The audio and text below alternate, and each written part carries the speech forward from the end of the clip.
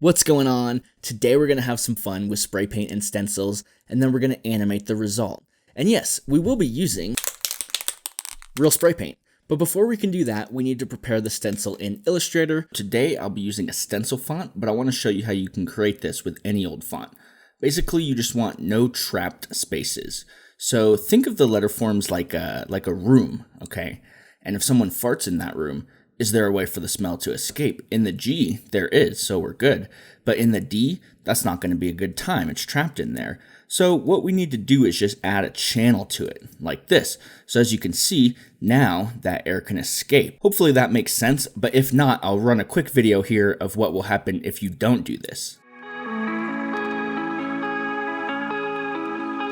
So as you can see, the whole thing falls apart, and that's no good, so make sure you have no trapped space. Okay, so now I'm just going to grab my stencil font, or the one you created, come over into an 8.5 by 11, and just set this up as big as possible, print it out, and I will meet you on the cutting mat. You'll need a cutting mat or cardboard, tape, an X-Acto blade, your stencil, and a thicker sheet of paper. I like to use cardstock. Tape your stencil down really well to the thicker sheet of paper and then cut through both of them.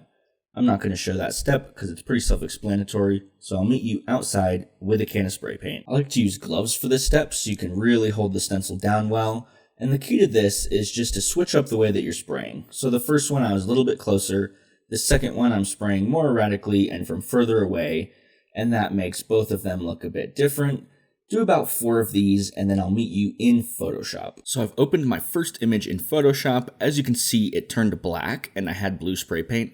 That's just because I used a scanner and scanned it in grayscale, but your photo will work fine. Just go to Image, Mode, and change it from RGB to grayscale. Once we've done that, we just need to boost the contrast in this image. So come right down here, add a levels layer, and then drag this slider over so the blacks get nice and black, and drag this slider over so the whites get really white and it knocks out some of the gray. Next, you want to just make sure that you have your image selected, and then go to Image, Mode, and Bitmap. This is going to get rid of all the gray pixels and just leave us with white pixels or black pixels. So I'll go ahead and use this setting here. Just go ahead and save this file as a JPEG and repeat the process for the rest of your images. Next, I've created a blank Photoshop file. I'm just doing a square since I'll save this on Instagram. And then I'm just going to take my 4 JPEGs and drag them into here. They're a little bit misaligned, so I'm just going to go through quickly and line those up.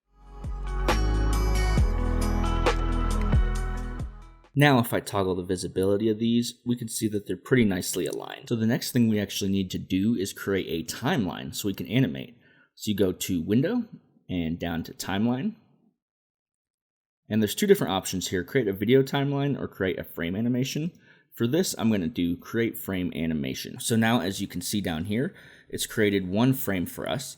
What we want to do is add 3 more frames. So we're going to go with a total of 4 frames.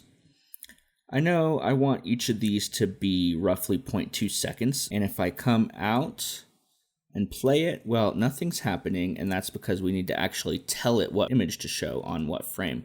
So for frame 1, I'm just going to come over here, turn off the visibility of all the layers besides this top one. Next, I'll come back here, select frame 2, and then just go ahead and show frame 2. I'll do the same process for frame 3. As well as for frame 4. So now if we play this animation back, you can see that we do get that looping animation that we were looking for. So the last thing we need to do is export our animation. We're doing Instagram, so we'll have to export this as an MP4 because Instagram does not allow GIFs. So come up to File, Export, and then do Render Video. Choose where we want to save it out, and then I think all these settings look great. Hit Render, and here's our video.